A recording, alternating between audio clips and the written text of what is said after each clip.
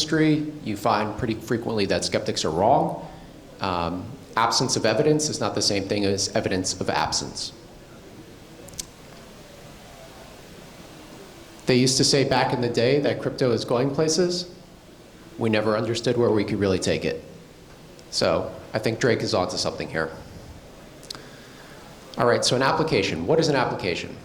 An application is a computer program designed to carry out a specific task other than the one relating to the operation of the computer itself, typically to be used by end users. Today, most people think of applications as the mobile applications on their cell phones, right? We all have them. We have pages of them.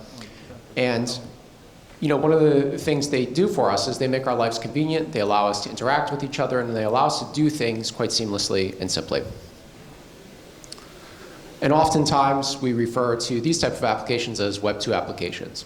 There's a lot of different categories.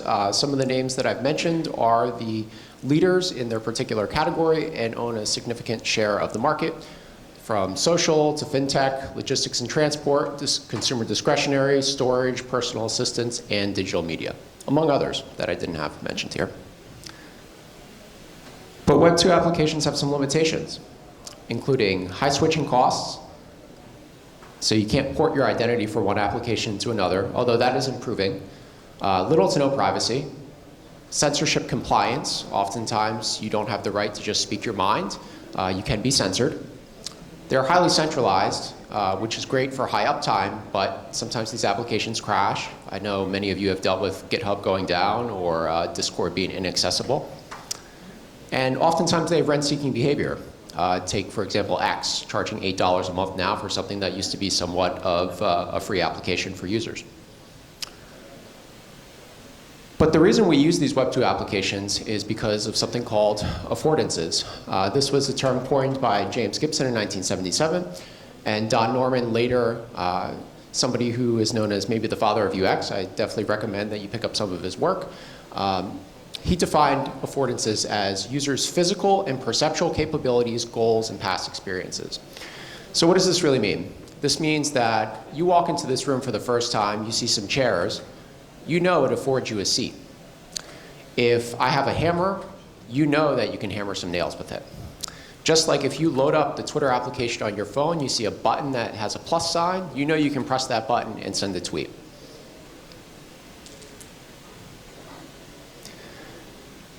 In Web 3 applications, we have, so far, a little bit more of a narrow scope in terms of the type of applications. Many have been prophesized in things like the Ethereum white paper, shout out to Vitalik. But we haven't built everything just yet. We have a heavy reliance on DeFi and infrastructure type of applications. And I know a lot of you in this room are thinking about infrastructure and DeFi, but we believe there's a little bit more that can be unpacked. Web 3 applications give you some really nice favorable properties, such as safety, so nothing bad happens, no double spends. Liveness, which something good eventually happens as long as the ledger continues to grow. Censorship resistance, meaning that as long as the ledger grows, you can get your transaction included. And permissionlessness. Anybody can use these systems, users or operators. But there's some limitations of Web 3 applications today. It's what you hear about quite frequently on places like crypto Twitter or in various different news media. There's a high cost for users and developers, meaning that oftentimes, in order to get somebody to use your new application, you have to subsidize it. Security vulnerabilities, things like smart contract hacks, things like phishing, things like social engineering. Limited composability across domains. A lot of you might work on protocols, and you're doing great work in this room to make that easier. But today, it's still very difficult, even if you want to do something across ecosystems, say from Ethereum to Cosmos. The best UX often requires trust, so some of our favorite applications are like centralized exchanges, the Wyvern protocol, which you might know as OpenSea. These type of applications require a trusted intermediary. High onboarding costs. If any of you have ever tried to onboard somebody in your family that's not crypto native, I'm sure it's probably taken you an hour or two to explain to them how to set up a MetaMask wallet, how to get ETH in that wallet, and then what to even do with it. And then once they spend their ETH, they're like, what did I just do? They're not even sure. And last but not least, isolation. This is a very important point. Today, it's very difficult if we walk outside in the places that we live to spend cryptocurrency. And the fact we're at a crypto conference this week, and we can't spend any crypto for any goods and services. And until we really figure this portion out, we're going to continue to only see these DeFi type of applications, and we might get gobbled up by TradFi eventually. All right, so can we do any better? Is there an answer? So we think at Anoma we can do some things a little bit differently. So we're building a generalized protocol for intents, among other things. All right, so a little meme. So what is Anoma? Anoma is a layer 1 blockchain. Anoma is an intent-centric, privacy-preserving protocol for counterparty discovery and settlement. I'm sure you've seen that if you've read the white paper. Anoma is a cybernetic accounting system for higher-order commitments based off of 50-year-old game theory. Anoma is an intent-centric network for autonomous communities. And I want to key in on this point on communities, because that's really who Anoma is for. So in part 2, we're going to talk about what are intents. I'm sure you've talked about it quite a bit today, so we won't spend too much time there. We're going to talk about Anoma, the network, the protocol, and its affordances. So what are our intents? A simple definition is an intent is a message sent by a user describing a preferred state of the system. Not a formal definition. If you're looking for a formal definition of intents, I would recommend checking out some of our posts on the research forums on constraint satisfaction problems, or also the post by Fabrizio at 20 Squares on intents. Intents allow users to express what they want without having to care about the execution path. So a simple example that we're all probably pretty familiar with, if you want to do a swap and a bridge, you have a transaction, to craft one, you have to approve the tokens, then swap, then reconfigure your wallet to the bridge application, and then approve, and then bridge. With an intent, you can say, I want 10 cat coins on chain B for the balance of my account. Go do this for me. So Anoma, the network. We talked about it a little bit. It's for communities participating in the Anoma network. It provides both autonomy and interoperability. You can think of autonomy somewhat like sovereignty, and interoperability through protocol compatibility. So here's a graph of the Ethereum network against the Anoma network. So in Ethereum, all of the validators have to run two things. They have to run, actually a few things, but simply they have to run an execution client and a consensus client. So they have to keep track of the EVM and the beacon chain. And so application developers and users have to then pay for global consensus on every single transaction. It's expensive. In the Anoma network, not all of the nodes are going to have the same view of the world. They will all be running the Anoma protocol, but users choose which application they want to use first, and then they choose their security preferences. So for instance, you could have in the Anoma network, let's say 1,000 nodes, maybe 500 of them run global consensus, but maybe only a small quorum of them are willing to run consensus in Turkey. And maybe locally in Turkey, to do purchases like food or coffee and things like this, you only need a small quorum. And you don't need to pay for global consensus for this type of thing. And as an application developer, you don't even have to think about this. So here's another way to look at fractal instances. Again, with the dots, you can see the different nodes converging on different settlement layers. Fractal instances are not like build your own blockchain. They're a different thing. A better way to think about them is consensi on demand. And I have some writing on this on the Anoma blog, so if you're a little bit more curious on the concept, you can check out a few articles there. So the protocol architecture, which you're probably familiar with when people talk about Anoma, is designed around the concept of intent.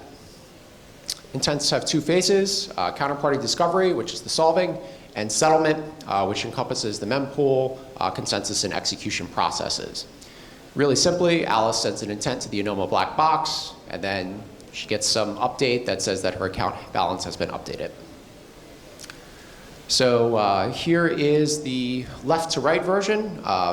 Takes inspiration from the MEV supply chain. Shout out to Stefan, who is somewhere around here.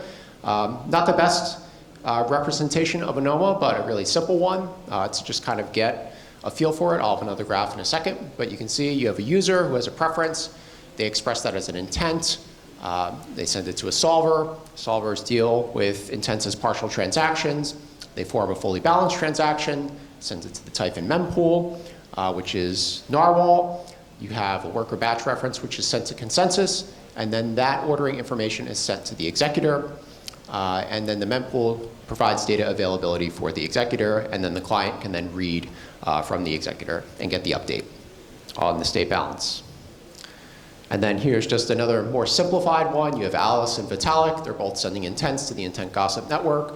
Different solvers are listening for these different types of intents, and then they're sending it to the mempool consensus and execution process. And if their intents don't get filled, they also get updated as well. One thing to note is that there will be many types of solvers for many types of intents. Many applications are going to have different use cases.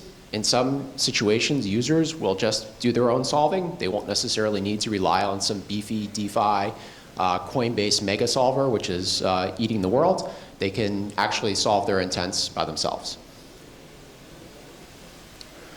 So what are the affordances of Anoma? These are pretty key, and you'll hear us talk about these a lot more as we progress over the next year.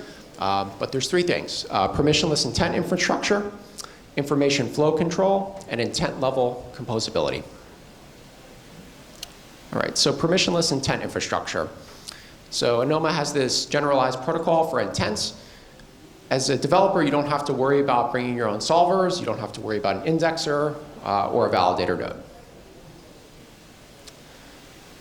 Information flow control. A good way to think about this is programmable privacy. A user can choose the where, when, and to whom they reveal their transaction. Obviously, if you're dealing in something like DeFi or a particular application, you have to reveal some information in order to have your intents composed and matched. But the user does have control over this. And intent level composability. Intents can be composed and settled across domains. A lot of this has to do with the architecture and the fact that we have this really cool thing called Chimera chains, which was created by Isaac Sheff. He's got a great post on the Anoma blog about this if you want more details. But basically, if you have a certain size validator quorum, and there's about 30% overlap between the quorums, you can get this notion of cross-atomic settlement. And here's just a little intuition about intent level composability and solving. And you can see the partial solving. You have solver 1, solver 2, solver 3 partially solving intents. And then solver 4 is aggregating these intents into a final transaction, which is being sent to the Typhon mempool. All right, so now a synthesis. All right, so what is an Anoma application? An Anoma application is a set of resource logics and solver algorithms. Resources are the atomic units of state. So one way to think about resources, if you squint really hard, is that they're kind of like smart contracts. They're not quite smart contracts, and they don't do everything that smart contracts do, but if you need a mental model, port it to Ethereum. One way to think about Anoma as a protocol is Taiga would be like the EVM, Typhon would be like Gasper, the networking machine would be like the P2P layer, and resources would be like smart contracts. Resource logic is like smart contract code. It specifies under which conditions resources that carry it can be created or consumed. It's defined by its predicates and its arguments. So here's some pseudocode you can see, and here's just kind of a graphic picture of the components of a resource. And then here is the intent compilation pipeline. You can see that intents are going to be written in a high-level language called Juvix, which takes quite a bit of inspiration from Haskell, functional programming, compiles to an Anoma instruction set. If it's transparent, you can run the execution. If not, you compile it again into some intent bytecode, which is interpreted into a Halo 2 circuit. We might use a different proving system in the future as things advance. There's a lot of excitement over folding schemes, different lookup tables and such. But for right now, we are working with Halo 2. All right, so now that we've talked quite a bit about applications and Anoma, what type of novel applications can you build? So one of those is scale-free money. So what is scale-free money. It's credit money. What is credit money? Well, if you go back in history and you look at the history of money, a lot of people would come to tell you that, well, first you had this double coincidence of wants problem because there was this bartering economy and currency came along and solved this problem. But actually, as it turns out, according to anthropologists, and in particular David Graeber, bartering actually never happened. What wound up happening was that, let's say, I am a baker and you are a butcher. You come into my shop and you ask me for loaves of bread. And I say, sure. When do you think you can settle up with me? You say, in a couple weeks. I mark it down. I might account for this in a particular unit of account, like silver shekels, gold, whatever was valuable at the time. But the reason I trust you is because you're part of my community. And you're married to my sister. And if you don't settle up with me, my sister's going to hear that you're a deadbeat. And then she's going to give you a hard time. So you're going to want to settle up with me. And as it turns out, a couple days later, you come into my shop and you say, hey, I just got these really fresh cuts of meat. Do you want some? Will you take this as settlement? And I say, yeah, sure, I could eat some meat for the rest of the week. This sounds great. So then I mark off that you no longer owe me, right? And so this is actually what happened historically. You had credit networks before we went into more of this hard money phase, currency backed by gold, and then this fiat money phase where we currently have, which is backed by state monopoly and violence. So here's an example of an application of Circle's Garden. Circle's Garden runs an unconditional basic income system with complementary currencies, relying people to trust each other, to accept each other's currencies as it stands today. So what you can see about this application is it has a few things. A custom interface, it has intermediate services, and then it sends transactions, meta-transactions actually, to Gnosis Chain. There's some great work that's been done here, a lot of hard work by the Circles team who built all this stuff from scratch, and to the Gnosis team that worked with them. But one of the bottlenecks here is that all of this is custom, and the relayer of the transactions actually becomes the bottleneck. And because there's no economic incentive to run the relayer has to be run by the Circles team. And so as a result of this, when there's a lot of demand on the network, there's just a bottleneck, and transactions don't get processed in a timely manner. And also, users don't have the choice to settle on a particular blockchain that they desire. They actually have to use Gnosis Chain for this. And they might not want to. Nothing against Gnosis Chain, but they might prefer to use Ethereum or a rollup or something else entirely. So part of the Circles team is started a new company called Poetic Technologies, led by Julio Linares. And they're building something called Circles Entropy, which is actually looking to become more of a mutual credit network than the unconditional complementary currency system that they have today. But what's key here is that with an Anoma node, all these things they want to build come pre-configured for them. So with an Anoma node, you can run a light node, you can run a solver, you can run a validator, you can tap into the P2P network. You don't have to have all these additional extra components. So this is really nice, and it makes it really easy for the developer. And also, it's great for users as well. So what else could we do? We can do public goods funding, time banks, social and mass messaging. And here I want to shout out some work by Ehud Shapiro, who's done some incredible work on grassroots distributed network systems. So I certainly recommend checking out his work. Auctions and physical logistics transport, plus many other things that we haven't talked about today. We didn't even talk about any of the cool DeFi use cases or things that one could do. So public signal, we just published an article about this on our blog. So TLDR is that public signal is an intent-centric Kickstarter with demand-side aggregation and dominant assurance contracts. So what the heck does that mean? So Kickstarter uses this model with what's known as assurance contracts, where you have a campaign by an entrepreneur who wants to get their project funded, and you have backers who come and they donate to this campaign. And there's a set time frame with which the campaign can complete. And if the backer, or if there's not enough backers to fund the campaign, then the entrepreneur gets nothing. Credit cards are not charged, and the entrepreneur has to either start again or look for another source of funding. However, if the campaign is funded, then the entrepreneur gets all the funds and everybody's credit cards are charged. The problem with this, though, is that there's only about a 41% success rate in terms of projects getting funded. So someone named Alex Tabarot, who's PhD, has done a great amount of analysis and work, actually wrote something quite prophetic back in 1998 about this term called dominant assurance contracts. And basically, it's an assurance contract that allows for a dominant strategy which says that you do fund public goods. And the reason is because there's this refund bonus that's offered. And so basically, an entrepreneur could say instead, hey, I'm willing to give the first 20% of backers a 10% refund bonus on top of their initial capital. It could be the first 50% of backers that they did this to. And so the incentive then, if you think the project's not going to get funded, well, you'd go for the refund bonus anyway. If Kickstarter were to implement something like this, they'd probably have to have some kind of hold on the credit card of an entrepreneur in order to make this work. But you could easily see, even today on a blockchain permissionlessly, how you could escrow funds in a smart contract that could then later be released given some particular Oracle update.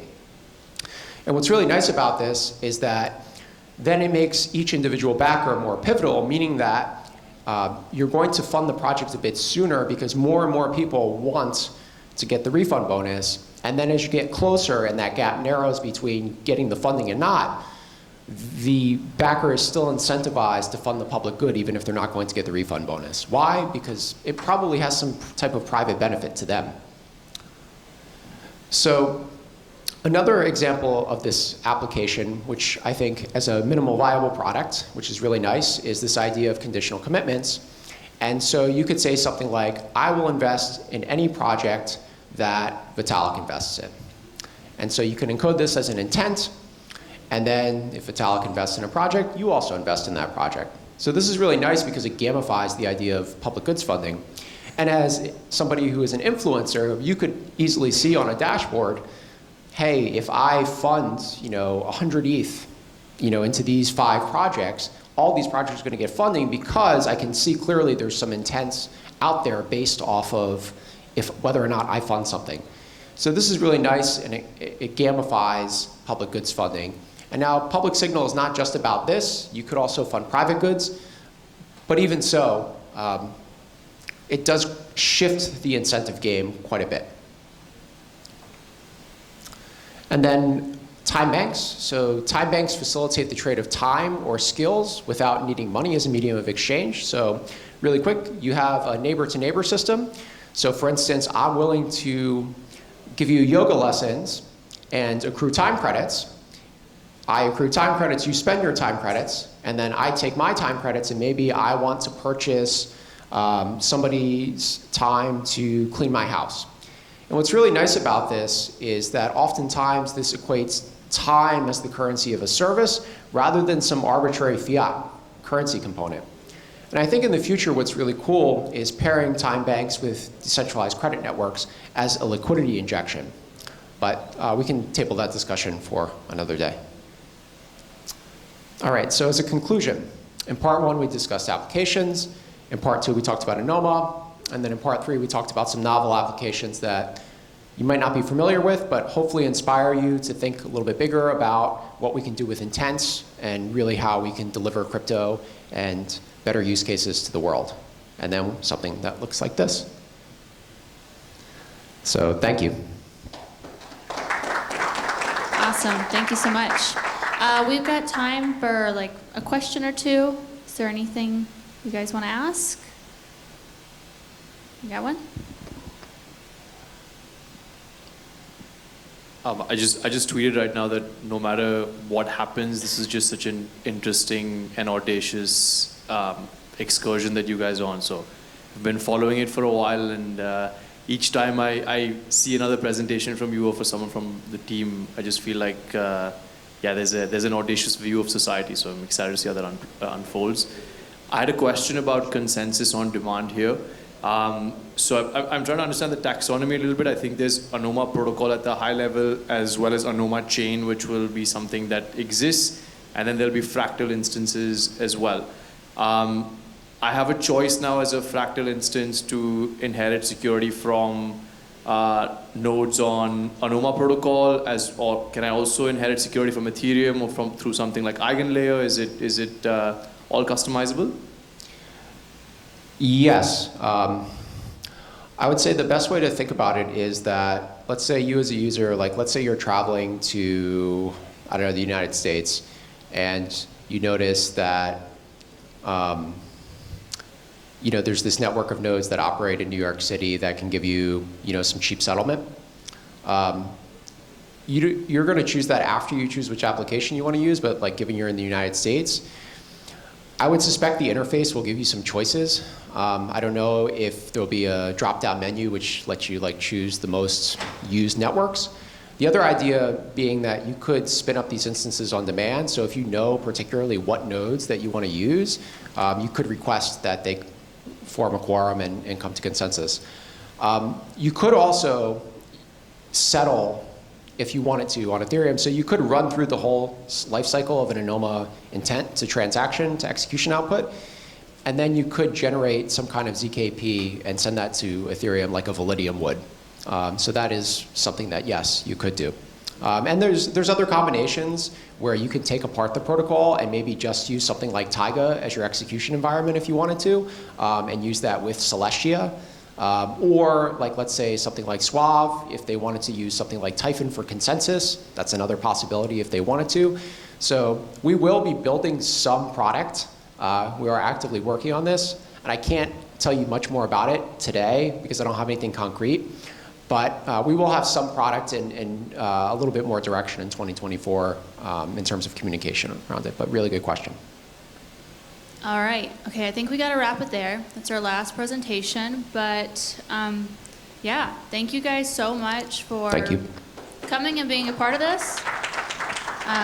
It's really freaking cool to see this go from one person in a Telegram group to a whole damn conference in Istanbul. So I'm really glad to have you all here, and there's some food and drinks outside. We got another hour with the space to network and just chit chat. So yeah, feel free to mingle.